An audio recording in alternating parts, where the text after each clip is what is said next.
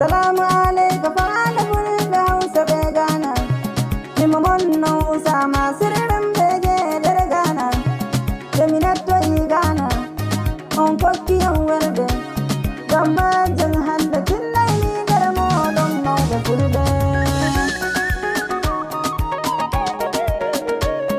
Assalamu alaikum fa'ala ɗiɗan ɗo miɗon nanta.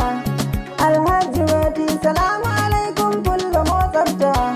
Minno Usama ma sirri umma ma.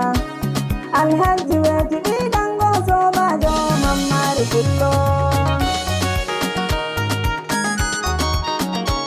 Mammari fullo sobajo neɗɗo dottijo mama ɗiɗan go bebi mammari woni higo shawara makko sannuma.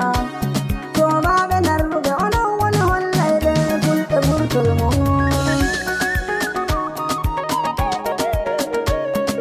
To enen fulɓe acce geccel lanɗo o goto. Nde o mawnini fulɓe kode yeeso yeeso tan jaten. Fulɓe eɗen mawni wala banno men. Ko toye jaaɗa sey anani fulaaku yeeso kam faaden.